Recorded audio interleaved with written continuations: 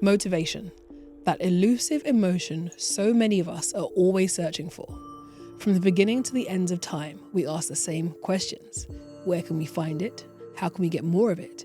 And how can we make sure it never leaves?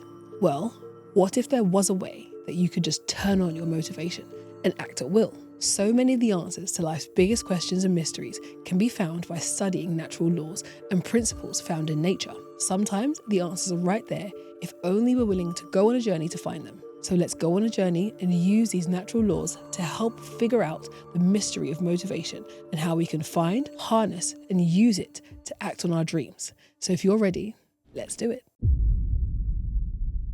So I can only really speak for myself here, but there's a special type of disappointment that you feel when you promise yourself that you will or won't do something, and then you break that promise. Because clearly you wanted to do the thing that you've promised yourself that you'll do, otherwise you wouldn't have gone as far as promising yourself that you do it. It can get to a point where you're just sick of setting a goal and not doing it again. And the worst part of this is when you don't even believe yourself anymore, when you're setting the same goal for the 10th time, and at this point, you don't expect anything to happen. And whenever you think of these goals and desires, instead of jumping up and acting on them with enthusiasm, instead, you just push it all out of your mind for another day and just carry on as you are, because there's no risk of disappointment in that. The only thing is, in the scenario I've just described, frustration lingers. You know it's fully possible to achieve what you want, but you can't quite put your finger on why you can't just muster enough motivation to just do it. Well, this is exactly what we're here to talk about. How can we use principles found in scientific discovery to overcome this complacency and stagnation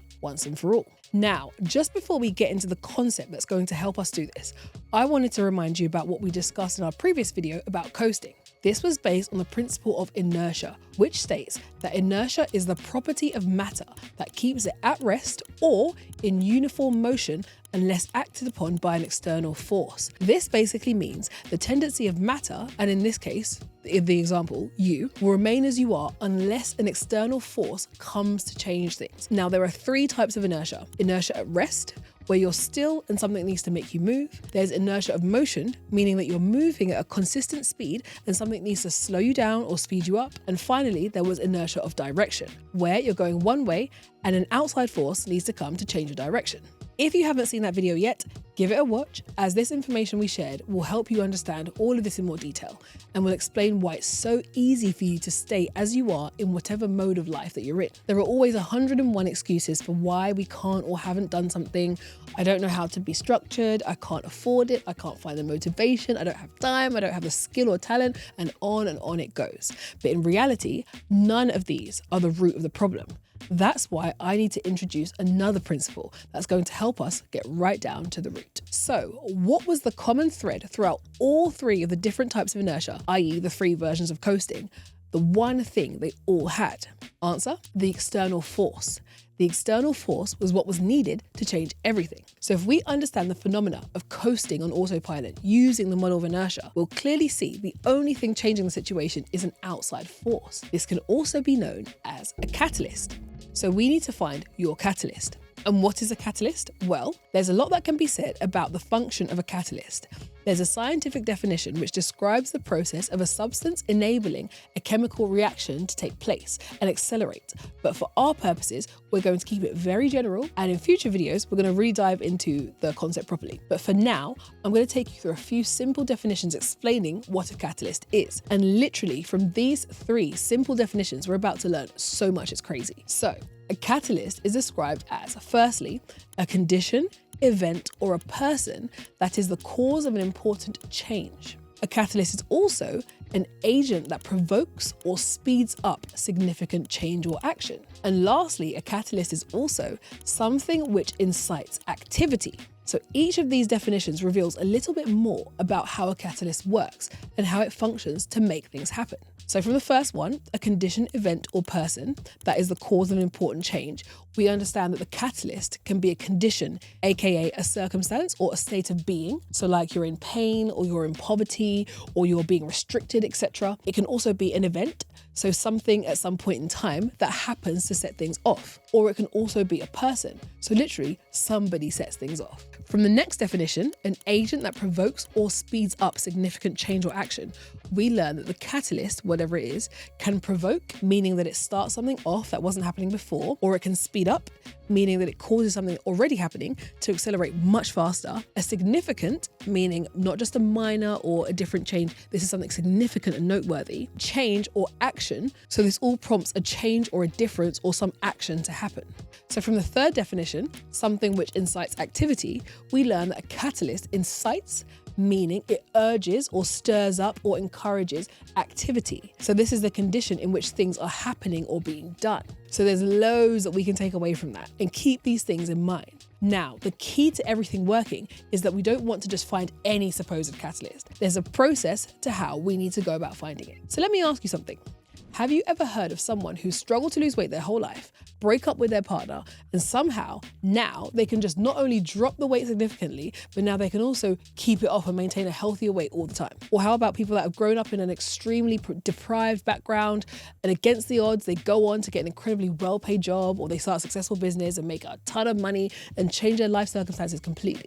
Or for all my true procrastinators out there, why is it that when you have a few months for a deadline to complete an assignment or something like that, for some strange reason, every time you sit down and you want to work on it, you just can't seem to focus, you can't get anything done, you can't make any progress, and when the deadline's just around the corner in your face looking at you, you've literally got 2 days to finish it. It's like your brain just unblocks and suddenly you're like, literally, all of a sudden, you're working like a horse non-stop 24 hours and somehow you get it done just in time to hit the deadline. Does that sound familiar to anyone? Tell me in the comments if you've been there too. Well, everything I've just described, it's all the same phenomena. With each of these examples, there was a catalyst, whether it's an event like a breakup, a condition such as poverty, or a future event such as a deadline. In each example, there was an agent that prompted the movement and set things off. So what does all of this tell us? The things that we dream of, the desires that we have, don't just happen. They only happen when there's a reason for them to happen. So it's not just the fact that we have a desire for them to happen, the desire coupled together with a reason makes them happen. In the example where someone loses weight right after the breakup, the desire to lose the weight was coupled with a reason, such as wanting their former partner to see them and feel like they're missing out, or maybe finding a new partner, or just feeling good and raising their self-esteem after the loss of a relationship. In the example of someone growing up in challenging circumstances, going out, successfully changing their situation, and then making really good money, the desire of just wanting to make money by getting a great job or starting a business is coupled with not wanting to experience the struggle they had whilst growing up. They'll do whatever it takes to make sure the circumstances change and they don't have to experience those things again. In the example of the procrastinator waiting for the last minute before the deadline to complete the assignment, they don't just want to get the assignment done and completed, they don't want to miss the deadline and fail. They don't want the disappointment of having a bad grade or having to repeat the year. So this is all to say that the catalyst needs to be paired with the desire for the outcome as well as the reason. And to find the reason, you need to firstly identify and tap into the underlying emotion at the root of the reason. The truth of the matter is that as human beings, we're driven on a primal level by emotion. Some form of emotion drives the things that we choose to do. At the extremes, we can either be enslaved by our emotions in a negative way, where the emotion leads and decides, and we are compelled to follow. Or we can be aware of and in control of our emotions and use them to our advantage, which is what we're going to do here. We are going to identify, tap into, and use our emotions to spark positive movement for a positive outcome. Now, the interesting thing is that the catalyst, i.e. the condition, event, or person, is the same as the outside force that we spoke about earlier, the external force that we mentioned when we discussed inertia before, that triggers the movement. This outside force is what conjures up the emotion that we need to find. So in the weight loss after a breakup example, the feeling of loss of the relationship or heartbreak or, the fear of being alone or even excitement for a new relationship, depending on how the breakup went, these are underlying emotions triggered by the catalyst event. In the example concerning the person growing up in challenging circumstances and turning it around, the underlying emotion triggered by the catalyst condition of poverty may be the feeling of ambition or drive. It could be the fear of hunger or homelessness or discomfort. It may even be the feeling of shame or insecurity or needing to prove a point, going all the way back to childhood. In the example of the procrastinator waiting until the last minute to hit the deadline, they could feel the emotion of worry, anxiety, or fear stemming from the catalyst event of missing the deadline, being marked down, and maybe even failing their whole degree. So in all the examples above, we can clearly identify the emotion or feeling that's triggered by the catalyst. And the interesting thing about this is that we're actually more responsive and driven to move by a negative emotion, much more so than we are a positive emotion. And now I know that sounds a bit counterintuitive, like it really shouldn't be the case, but unfortunately, it is. Humans suffer from, or benefit from, depending on which way you look at it, something called the negativity bias. It's generally seen as a survival mechanism because we need to be aware of threats that can lead to pain, harm, or death, much more than positive events, which are great, but the impact doesn't affect us as much. So studies have shown that people tend to remember negative events longer and pay more attention to negative information because it feels more urgent or impactful. This also means we have a stronger emotional reaction to bad news or bad experiences. This now means that when we're looking for a catalyst, we're actually trying to identify the underlying negative emotion that would be conjured up by the catalyst, aka the outside force. Now, if this catalyst is an event, bear in mind that the event might not even be here yet. It might not have actually happened, but it could happen. And that's enough to affect you emotionally. That would apply in the example where we said the catalyst was the condition of the upcoming deadline.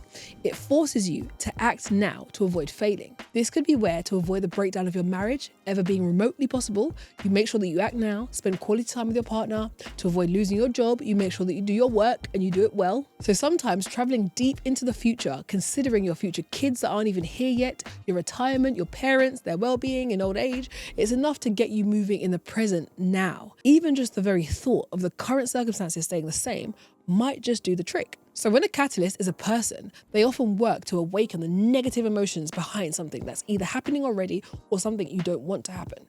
And that's exactly how coaches work. So no one gets a coach because they have the outcomes they want already and they're comfortable where they are. The underlying negative emotion and the fear of it, or the aversion to it, is what prompts you to go out and get a coach. The whole point of a coach is to trigger you to act, to combat or avoid the negative emotion or event. So now that we understand all of that, I'm going to introduce you to the catalyst equation.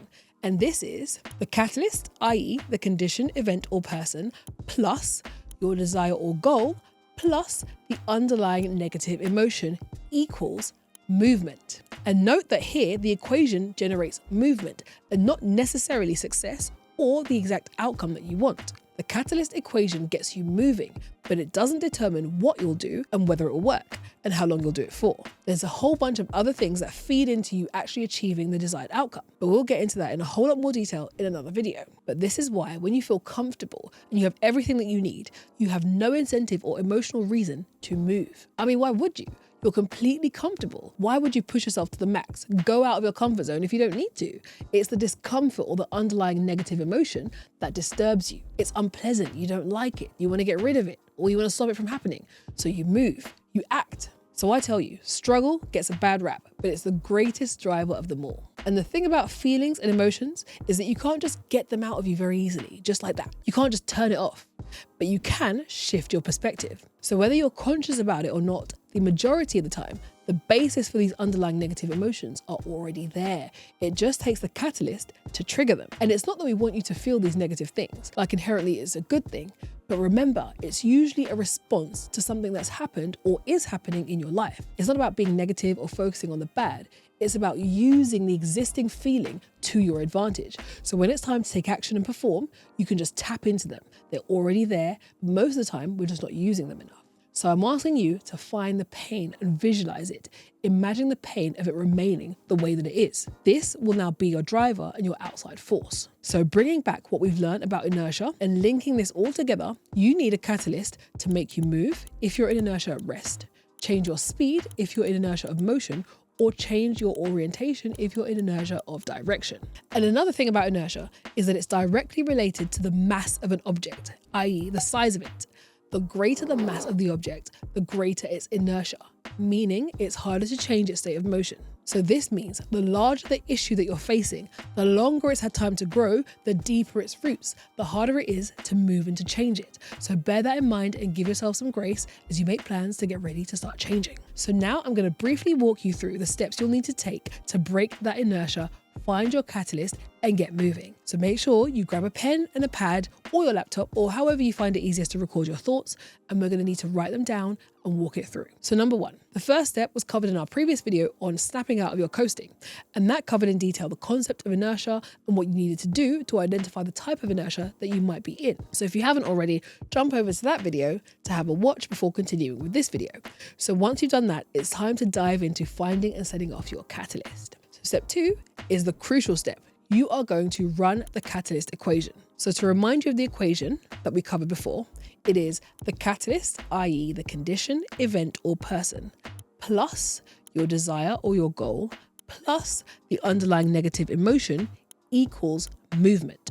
So we've covered the components that make up this equation already, so you'll have an idea of what they are. But just to highlight them again briefly, the catalyst could be a condition, so whatever circumstances that you're in that sparks you wanting to make a change. It could be an event, so if something happened recently that's changed things for you and made you want to change things, or something that could happen in the future based on your current trajectory. And of course, it can be a person. And for the purposes of this video and this exercise, you can identify any of the other catalysts that I've just mentioned, but essentially, we are your catalyst. This video is your catalyst, as we're here to set you off on your journey to achieving what you want. So then you're going to pair this with the next part of the equation, which is your goal or desire. So what exactly is it that you want to achieve? In order to move, you have to know where you want to move to. So you've already had an idea of the change that you want to make, the goal that you want to achieve. So keep it simple. If you know that the mass is large, you're trying to conquer something really extraordinary for you, just keep it to one thing, or at the most two, so that you can funnel all your energy and focus into making it a reality. So think it through, make it smart, meaning specific, measurable, achievable, realistic, and time-bound, hopefully that's familiar, and write it down. And we're going to add this to your underlying negative emotion associated with the desire or the goal. So honestly consider what the underlying negative emotions are and tap into them. They're usually sitting right there, just under the surface. So consider them and note them down. So this can be quite an intense and weighty process, but you just need to be honest when you're doing it to really dig deep into your actual fears, worries, and concerns. So as per the equation, when we add this all together, this equals what? Movement.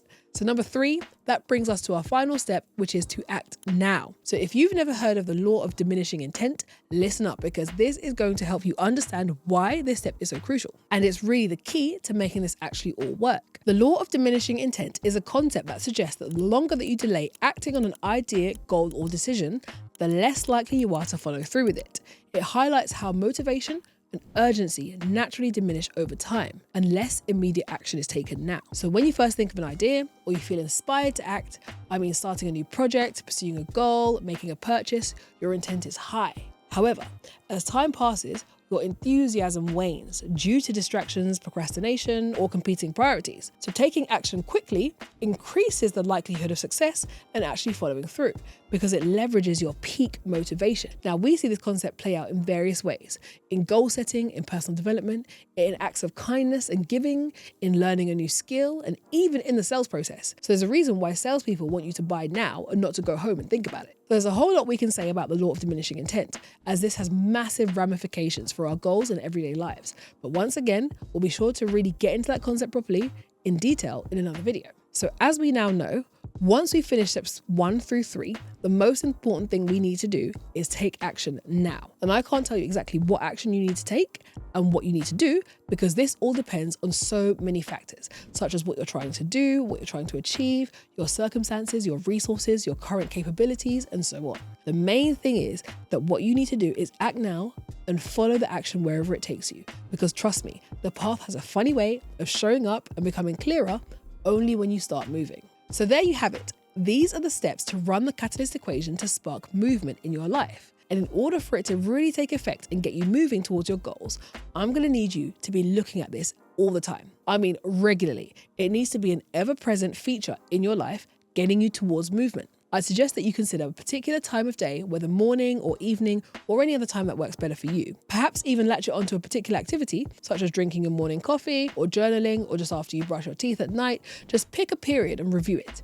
When you see it and read out the combination of your circumstances, your goals or desires, and your underlying negative emotions, this is going to ground you straight away. It's going to be visceral, because it's going to remind you why you need to do this thing. And to do this thing, you need to act now. Repeatedly reviewing this is going to cause you to move consistently towards your goal. The reminders will motivate you to keep you moving forward and away from what you don't want. Now, you might be saying, well, I actually don't know what to do. And all I can say is, don't you worry about that. All you need to do at this point is to run the catalyst equation tap into that outside force that's going to light that fire up your bum, and it's more important to use the catalyst, run the equation, than it is to know all the steps that you need to take to achieve your goals and your dreams. In some cases, you may already know many of the steps that you need to do to make it happen. Other times, you don't know any of the steps, and all you have is the drive to change things. And you need to know that this drive, that's enough. It's more than enough. Trust that it's enough to force you to find the steps needed to take the action. If you try to actively pursue change, the chances are things will only get better. Typically, when we get too comfortable, things tend to decline. So the first step is always the hardest, but it's the key to making things happen. And in any case, most of the time, even if we believe we know all the steps, we're usually wrong, and we don't. The journey often turns out way differently to what we planned at the beginning. You don't need to see the end of the road to start walking. Do not worry, just take your first steps and move. Even if it's only research or asking questions, seeking answers, the equation, which is your driver, is the only thing that you need to worry about, as this is what keeps you moving. And if you're lost in the desert, don't know the way out, you won't just sit there and then say, I can't see the village. You start walking, because the drive to not die and survive pushes you to move. You must start walking, otherwise you'll never find the way. So we'll be covering topics about taking action and the plans of how to do that in other videos coming up in the future. So finally, remember, naturally you are going to want to coast through life. As you'll remember from our previous video on coasting, this is all down to inertia. Coasting happens automatically with no effort. A great enough force is needed to get you moving to change your direction completely. Your catalyst will always be an external force, and without it, nothing moves. This video is all about finding your catalyst, but for some of you, the catalyst will need to find you. You won't change until the outside force comes knocking or the underlying negative emotion is fully realized, at which point it's now urgent and it's going to end up forcing you to change direction. Sometimes we can find what we believe are good enough reasons to keep doing what we're doing and keep going in the same direction. But the truth is that either way, everything catches up to us in the end. Right now, you have the opportunity and the space to find the catalyst and run the equation to harness its power. That won't be the case for the majority of people. For the majority, the catalyst finds them, and they have to figure it out when that time comes. Let's get ahead of the game and find it before it finds you. And just in case you had any doubts, this video is your catalyst.